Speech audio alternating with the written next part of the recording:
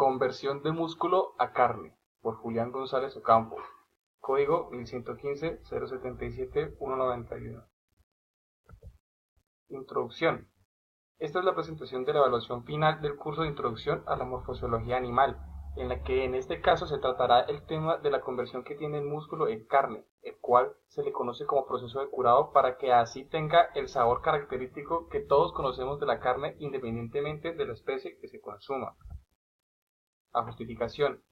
Este trabajo se ha realizado como parte de la evaluación final del curso de Introducción a la Morfosiología Animal y con el motivo de demostrar por qué es importante saber la conversión de músculo a carne, ya que en la carrera de zootecnia es la carne uno de los productos principales que vamos a producir. Por ende, es importante saber cómo se realiza el proceso de curado para que sepamos con conocimiento de causa cómo sucede esa transformación físico-química de un alimento tan necesario en la mesa. Objetivo. Demostrar desde el punto de vista anatómico y fisiológico cómo ocurre la transformación del músculo en carne.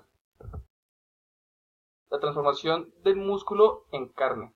Básicamente, la transformación del músculo en carne es un proceso físico-químico que ocurre en tres fases, las cuales son la apoptosis, que es la muerte celular, el rigor mortis y la maduración, determinando de esta manera la calidad y terneza de la carne. Definición de la carne. Como ya conocemos, la carne es un alimento que viene del músculo animal o de cualquier otro órgano que sea de este mismo, solo que se consume post-mortem y después de una serie de procesos físico-químicos que inician al morir el animal. La composición de la carne.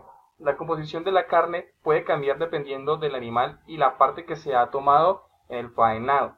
Sin embargo, se puede llegar a encontrar promedios en la carne de minerales un 1%, agua del 50 al 70%, grasa del 15 al 30%, proteína del 15 al 30%, siendo esta última, junto con la grasa, la que más varía según la especie. Hablemos de la conversión músculo a carne. Este proceso se inicia cuando el animal ha muerto y las células no reciben los nutrientes que necesitan, llevándolas a un proceso de supervivencia que poco a poco van muriendo, en lo que se inician las tres partes de la conversión, que son la muerte celular, el rigor mortis y el curado, siendo cruciales estos procesos para determinar la calidad de la carne.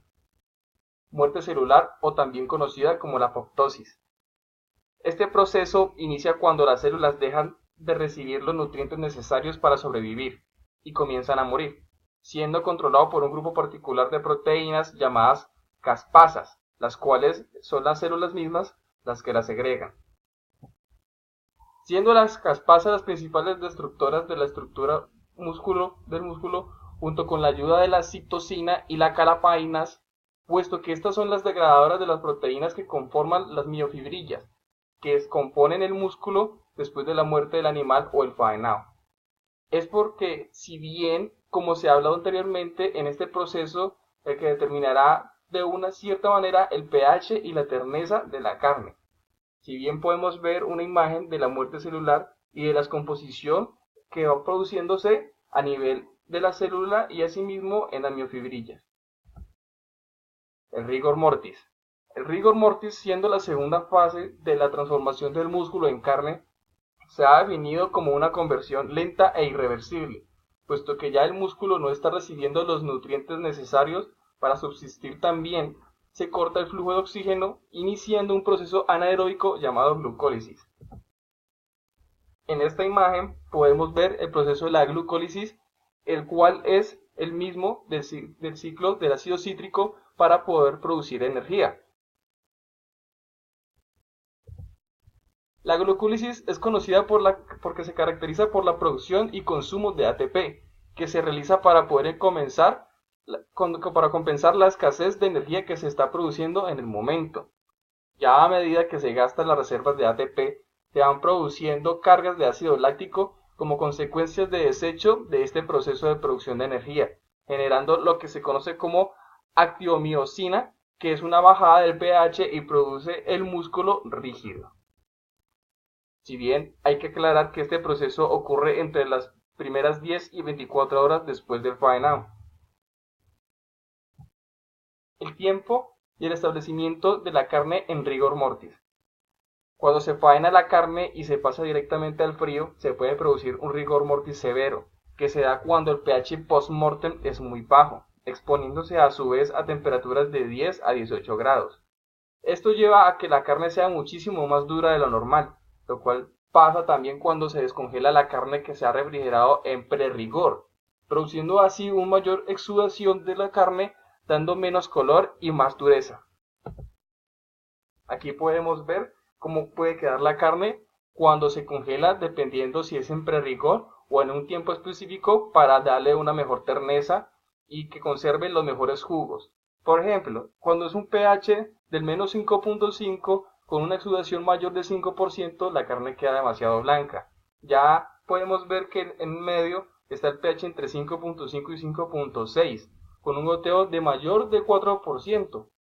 Y lo que buscamos es una carne de óptimas condiciones con un pH de 5.6 y 6.2, con un goteo del menos 4%. Si bien la maduración como la última fase en la que el músculo se convierte en carne después del rigor mortis, en la que pasa por cambios físico-químicos en el músculo ocasionados por procesos enzimáticos dentro de este que degradan las miofibras que conforman el músculo. Ahora bien, podemos ver abajo cómo son las enzimas las que trabajan en este proceso. En el sustrato accede el sitio activo de la enzima, complejo enzima del sustrato, un complejo enzima de los productos, y los productos salen del sitio de activo después de haber pasado por el proceso, como forma de degradación. Aquí podemos ver una imagen de cómo está conformado el músculo, en la que tengo que hacer referencia sobre las miofibrillas, que es la más larga que se logra ver, y es allí en donde se empieza a hacer el proceso de degradación enzimático. Como parte primordial de la maduración, es crucial que sea almacenado al vacío o a una refrigeración de menos 4 grados para que la carne quede lo más deliciosa posible, mejorando el aroma, terneza y sabor, por lo que se ha llegado a determinar que entre los primeros 10 días de la carne se suaviza hasta un 80% si cumple con estas condiciones. Las conclusiones. Con el desarrollo de esta actividad se determinó que la calidad de la carne depende de muchísimos factores, que van desde la crianza del animal con su alimentación, pero que es en el proceso de maduración en donde está el punto mágico para que la calidad de la carne sea el deseado. Y bibliografía. Muchas gracias.